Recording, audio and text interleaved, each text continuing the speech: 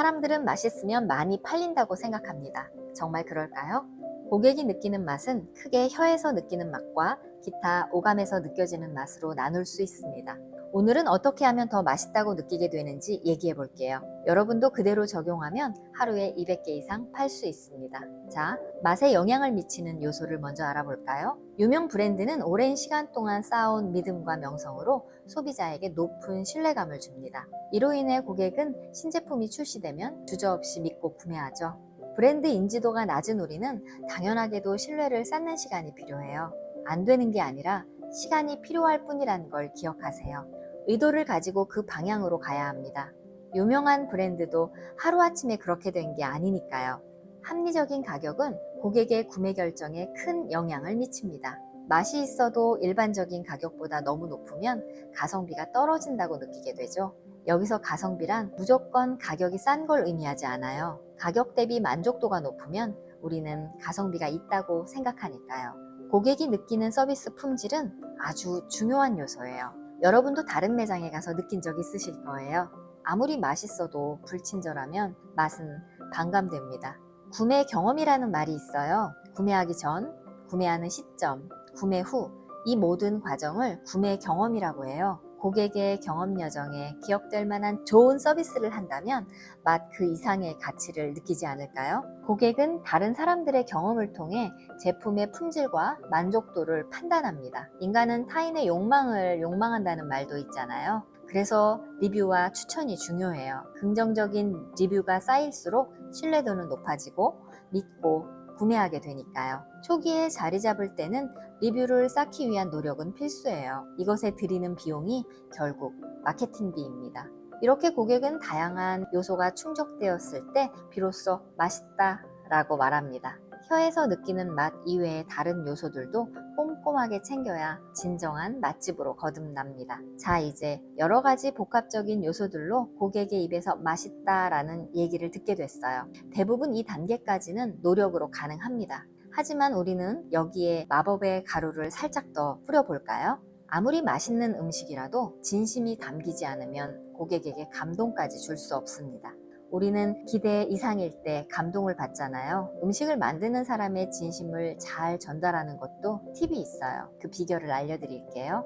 사랑하는 사람을 위해 요리하는 순간을 떠올려 보세요. 어떤가요? 우리 아이는 매운 걸 좋아하니까 칼칼하게 청양고추를 넣어볼까? 엄마는 참깨가 들어간 음식은 드시면 안 되니까 빼야겠다.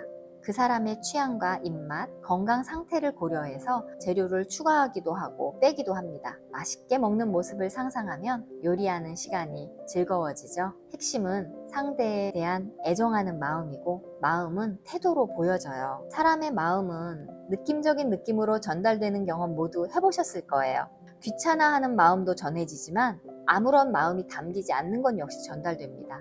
타성에 젖어 기본만 지키면 되겠지라고 생각한다면 그 생각도 전달될 거예요. 우리가 식사하기 위해 다른 곳을 선택할 때를 떠올려 보세요. 그냥 먹을 만한 집을 가고 싶나요?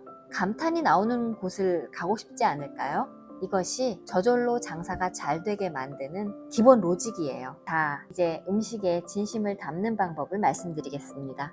음식을 만드는 사람의 마음은 그 태도로 보여진다고 말씀드렸어요. 이제는 맛있는 음식을 만드는 것을 넘어 감동을 주는 단계까지 가보자고요. 짝사랑하는 상대의 마음을 얻기 위해 노력한다고 가정해 볼게요. 그 노력의 흔적을 표현하는 거예요. 예를 들면 스몰터치 효과가 입증된 손으로 쓴 메시지를 넣어도 좋고요.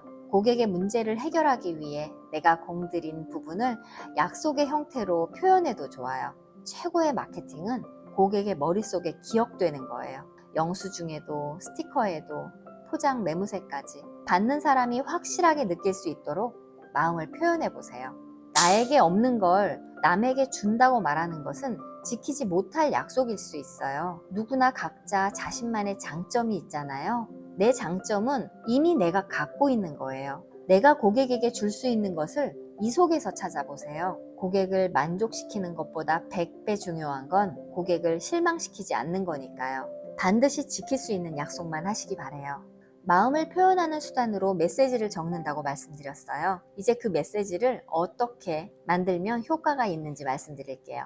각자 자신이 중요하다고 여기는 가치를 찾는 거예요. 저에게 가장 중요한 가치는 건강입니다. 이는 단순히 육체적인 건강을 넘어서 정신적인 건강까지 포함해요. 특히 저는 관계의 건강을 가장 중요하게 생각합니다. 부모 자식 간의 관계, 부부 관계, 친구 관계, 동료와의 관계, 모든 인간관계가 건강해야 정신적으로 건강할 수 있으니까요. 고객과 건강한 관계를 유지하려면 어떻게 해야 할까요? 3가지로 정리해서 말씀드릴게요. 가장 중요한 1번은 무조건 소통입니다. 고객의 피드백을 듣고 개선하려는 노력 역시 소통의 일부분이에요. 2번째는 모든 관계에서 상호 존중은 기본이에요. 고객을 단순한 소비자가 아닌 소중한 사람으로 대해보세요. 진짜 소중하면 지속적인 관심은 저절로 생길 테고, 그래야지만 고객의 필요와 욕구가 보이기 시작합니다. 마지막으로 음식에 진심을 담는다는 것은 맛을 넘어서는 그 무엇이에요. 고객에게 감동을 주면 그 경험을 기억하게 되고 다시 가고 싶게 만드는 힘입니다. 고객의 문제를 해결해 주는 걸 즐길 수 있다면 여러분은 반드시 성공합니다. 요청사항에 어떠한 요구라도 적혀 있다면 그건 소통의 기회이자 절호의 찬스예요. 그 기회를 그냥 놓치지 말고 잡으시기 바래요.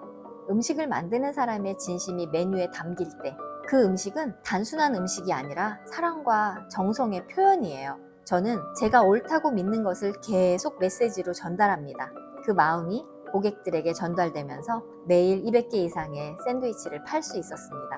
여러분도 자신의 음식에 마음을 담아보세요. 그리고 표현하세요. 고객은 귀신같이 안다니까요. 여러분의 도전을 응원합니다.